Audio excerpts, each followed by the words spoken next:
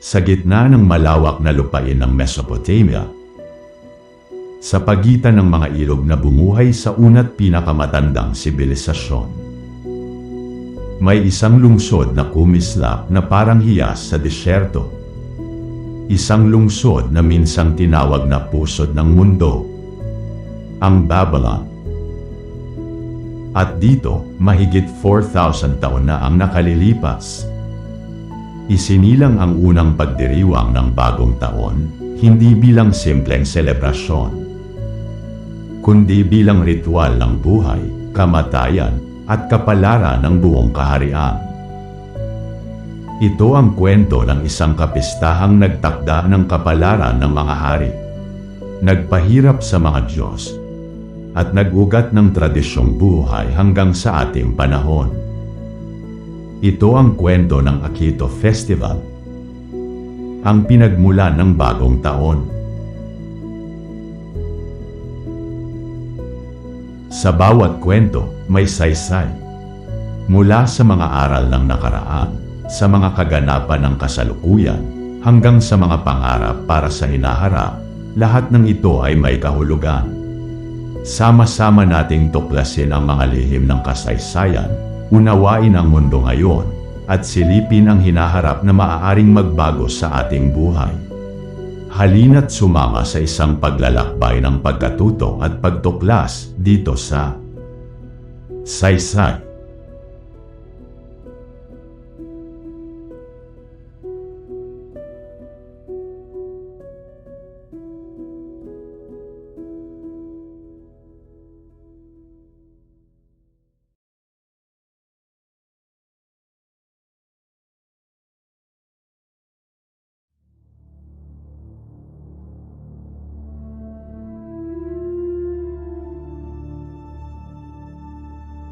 Bago pa nagkaroon ng Gregorian calendar, bago pa natin nalaman ang January 1, bago pa marinig ang countdown sa buong mundo, may sinaunang sibilisasyon na unang tumingin sa buwan, sa pag-usad ng mga bituin, at sa paglipas ng mga panahon, at doon nila binuo ang unang bagong taon.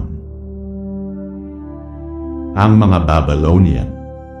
Sa kanilang mundo, ang bagong taon ay hindi fireworks, hindi handaan, kundi isang sagradong tungkulin. Dito nakasalalay ang kapayapaan, ang ani, ang kaligtasan, at ang mismong kapalaran ng hari. At sa loob ng 12 araw, magkakasama ang buong kaharian sa paglikha ng kaayusan laban sa kaguluhan. Ang Babylon noong 2000 BCE. Isang lungsod na may matataas na pader.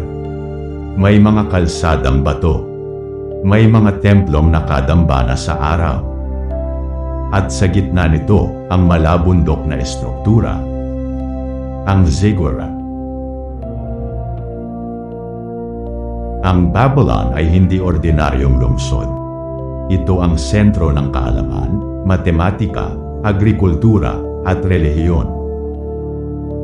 Dito nabuo ang mga unang batas. Dito nagsimula ang konsepto ng oras. At dito rin isinilang ang unang bagong taon ng tao.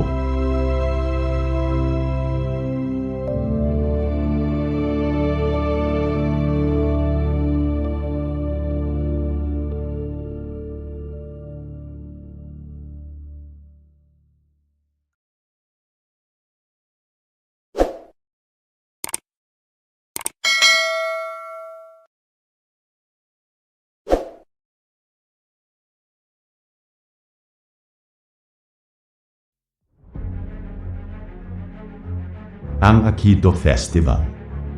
Isang salitang bumabalot sa kahulugan ng pag-usbong, pagsibol, panibagong buhay.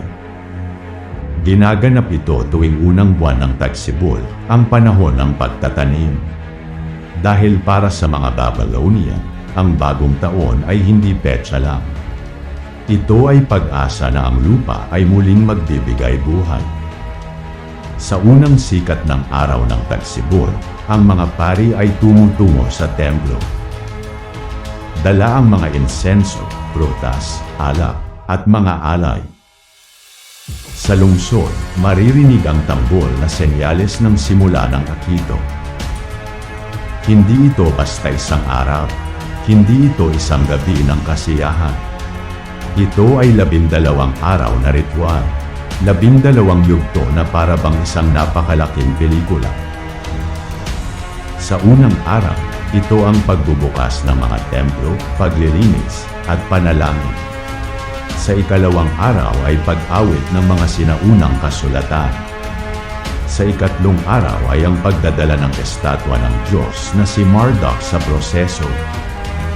Sa ikaapat na araw, pagsasaulo ng epikong inuman Elish, ang kwento ng paglikha. Sa ikalimang araw ay paghahanda sa ritual ng hari. Sa ika-6 na araw ay ang pagpapakumbaba ng hari. Sa ika-7 araw hanggang ika-11 araw, ito ang mga seremonya para tiyakin ang kaayusan. At sa ika-12 araw ay pagbabalik ng estatwa, tanda ng bagong simula. Isang buong pelikula, isang kwento ng cosmos at kapalaran. Kung ang mga pari ang nagtatakda ng ritual, ang hari ang puso ng Akito. Hindi siya tagapanood, hindi siya espesyal na bisita. Siya ang mismong kinatawa ng bayan sa harap ng mga Diyos. Sa paniniwala ng mga Babylonian, kapag tinanggihan ng mga Diyos ang hari, mapapahamak ang buong kaharian. Kaya bawat taon, sinusubok ang hari. Sinusukat ang kanyang puso, sinusuri ang kanyang karapat-dapat. Isa ito sa pinakasikat at pinakadramatikong bahagi ng Akito. Sa harap ng punong pari, ang hari ay hinuhubara ng kanyang korona, ng kanyang singsing, ng kanyang espada, at lahat ng simbolo ng kapangyarihan. Ang pinakamakapangyarihang tao sa kaharian, nakaluhod, walang armas, walang mga palamuti, tulad ng isang ordinaryong nilalang. Sa ritual na ito, sinasampal ng pari ang hari. Isang malakas na sampal, isang sampal na kayang magpabagsak ng kahit sinong pinuno. At sa ritual na ito, kailangang umiyak ang hari, dahil kapag tumulo ang luha ng hari, ito ay tanda na tinatanggap ni Marduk ang kanyang pamumuno. Tanda na siya ay may puso. Tanda na ang kaharian ay ligtas. Isang ritual na nagpapaalala na kahit ang pinakamakapangyarihan ay dapat marunong magpakumbaba. Para sa mga Babylonian, ang Akito ay hindi lang selebrasyon. Ito ay pagpapanibago ng mundo. Pinaniniwalaan nila na taon-taon, ang cosmos ay bumabalik sa kaguluhan at ang Akito ang nagbabalik ng kaayusan. Ito ang muling pagkakatatag ng mundo, ang pagsasaayos ng kapalaran, ang pag-uulit ng paglikha. At sa ritual ng Akito, ang buong universo ay parang bumabalik sa umpisa. Ang bagong taon nila ay hindi nakabase sa petsa, hindi sa numero, hindi sa oras. Ito ay nakabase sa buwan, lupa, at panahon. Kapag dumarating ang tagsiboy, kapag umaangat ang tubig ng ilog, kapag lumalambot ang lupa, at kapag kayang magtanim, doon nagsisimula ang taon. Dahil para sa mga Babylonian, ang bagong taon ay tungkol sa pagbuhay, hindi pagbilang. Marami sa ating mga tradisyon ngayon ay may bakas ng Akito. Ang konsepto ng New Year's Resolution, ang pagharap sa bagong taon na may bagong intensyon, ay maaaring nagmula sa ideya nila na ang mundo ay bumabalik sa umpisa bawat taon.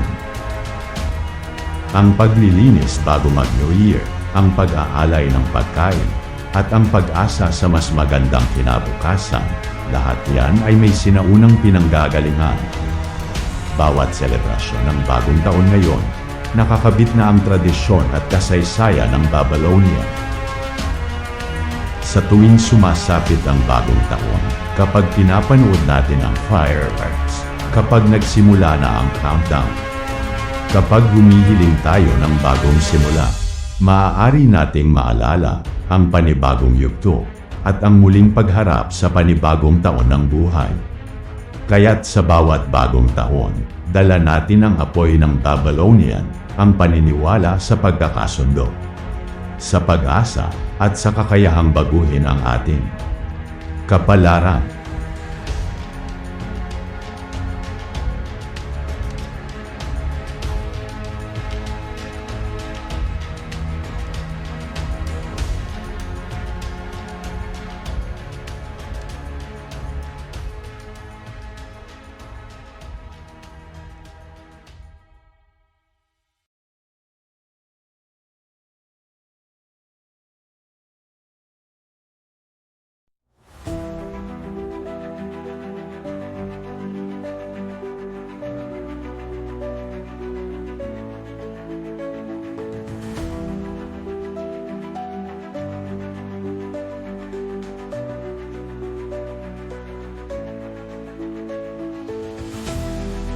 Nagustuhan niyo ba ang kwento natin ngayon? Maaaring pindutin ang subscribe button sa ilalim. Please also like, share at pindutin ang bell icon para sa susunod na kwento natin. Magandang araw sa inyong lahat at ito ang Saysay.